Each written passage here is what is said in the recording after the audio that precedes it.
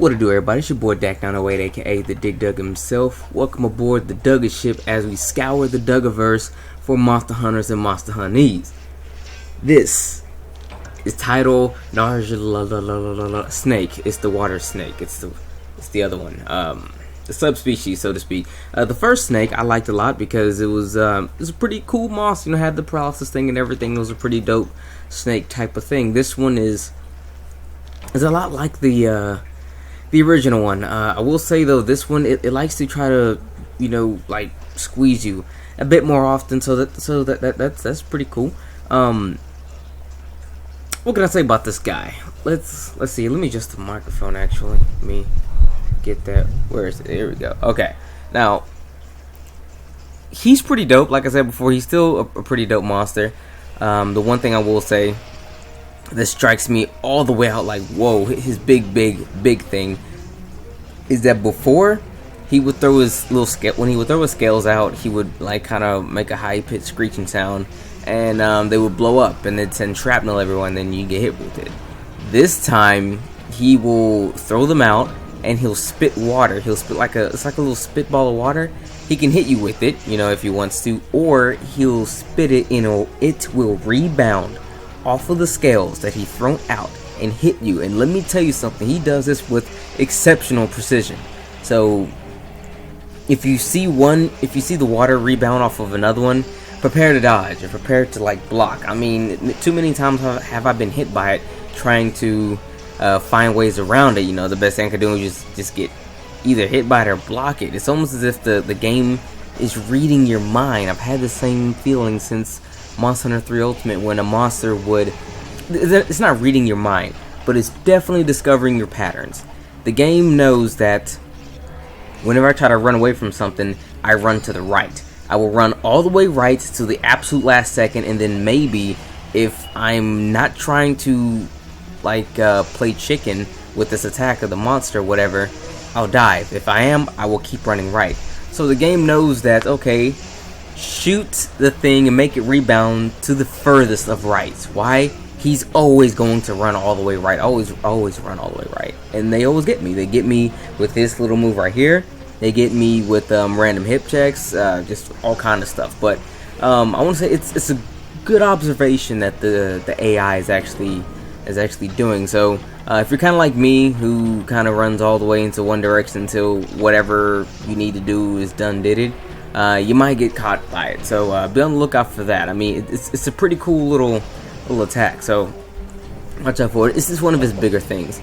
Something else that it kind of does that for the most part really intrigues me and definitely sets it apart from its fellow brethren is that when he goes to squeeze you, he will feint the squeeze, actually. And like I said before, I did say that he'll try to squeeze you a lot. He'll feint the squeeze to where you think you're gonna get squoze, but you're not. And normally, right before he squeezes you, he lets up like half of his body so you can like dive through it or whatever. But he won't do that. So it's, you know, he'll circle twice and then squeeze, but he'll circle twice, feint, circle again, and then squeeze. I didn't see him do it too often, mind you, but it has happened to me a couple of times. It's gotten me a couple times when I was out making this guy's armor. So he has a couple little things, you know. I'm kind of glad they did that. In a lot of cases, I want to say it's not necessarily a subspecies thing. It's probably a G rank thing, because monsters, they act differently when they switch ranks. Like low rank monsters of a certain type will actually, let's say for instance, low rank Raytheon, for example, acts a certain way, while high rank Raytheon may act pretty much the same as low rank Raytheon, but G rank Raytheon acts completely different to like all other two type of ranks of Raytheon. I want to say it's probably one of those things, the little feint. But again, you know, just it's something to look out for. You know, just something to look out for. I'll talk about his armor. The monster's armor isn't actually very good. To be honest, it gives you water attack +2.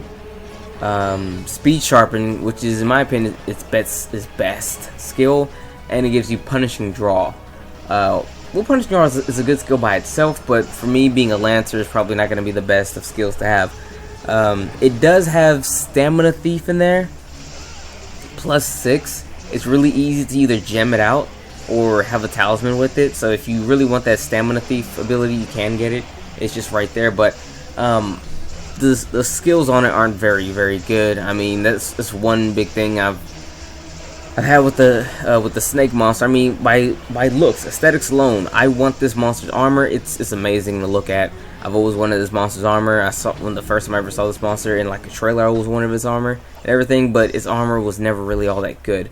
If anything, its main armor, the normal, not the subspecies, but the normal snake, its armor is decent at best, whereas the subspecies is exceptionally subpar. And I was hoping that there was a way for you to mix both of the sets together to kind of come up with some pretty decent skills, but I don't think that's going to be the case. Much how like the Gormagala or slash aka Maggie, I've seen people pick up 2 different sets of 2 different Maggie armor, like I think low rank and high rank Maggie armor, and then like mix it together and get some really nice skills. I was hoping you could probably do the same thing with this guy. I mean, I wouldn't mind, but that doesn't seem to be the case because, you know, it's just one of the things. This monster is all looks. You know, he has no real like skills within his armor set. So if you really want to make his armor, do it like I did and just do it to say that you did it. It's not very useful, like I said. Granted, unless you're probably fighting something that's really weak to fire, that's when the water attack might be able to help you some. One thing I did do with it was I did gem in attack though, because you know you can't really go wrong with attack. I have a talisman for it, and then I just gemmed in what slots it had, because the slots aren't very good either. I mean, its only decent slots are in the feet, which have the 3 slot capabilities, and everything else except the head has 1. So armor is kind of but really what you really want to fight this monster for is its weapons. It has pretty decent water weapons, and I will not lie, I do want more than just one. I did pick up the the water lance. I wanted to pick up the water insect glaive, but I'm probably gonna hold out and see about what was it? I think the sword and shield for it. I was gonna probably scoop that up instead, for you know some more variations for water and things like that. So really, when it comes down to it, he's probably the best water monster, unless you can probably get some Plesioth stuff. But then, you know, some Plesioth stuff is either water or sleeping, so you have this or you have that. Sure, you can run Catch a Watcher, but Catch a Watcher doesn't have nowhere near the attack or if I'm not mistaken, even the sharpness. But it's up to personal preference, you know what I mean? So it's all good in the hood. What else can I say about this guy while we still got a little time left? How much time do we have left, actually? Can't tell.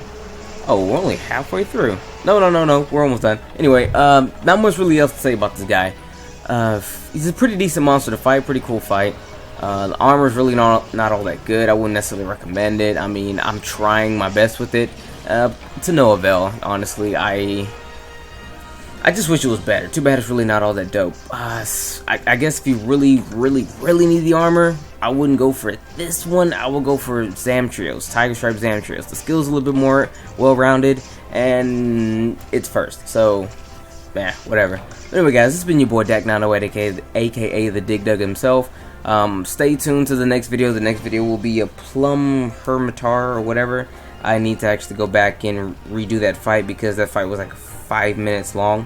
And I know you guys don't like those really quick 5-minute fights. The 10-minute fight's pretty good though, because I can actually give you all the information that you really need about the monster, and then have a little time to just ramble on about whatever the heck we normally ramble on about, because that's just what we do. Because you know, that's just me. We talk about 8 minutes about stuff worth anything, and the rest of it is just kind of pissing in the wind.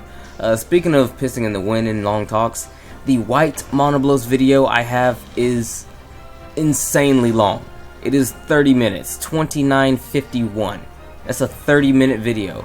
And to be honest, that was an extremely tough fight. So far to date, my toughest fight. So whenever it comes to that video, I'm not even sure if I'm going to talk the entire time. But if I do, I'm definitely going to have a different type of way of doing it. I might commentate it in 2 different pieces. I seriously might commentate half in one day and half later on the next day, or just another day all in general.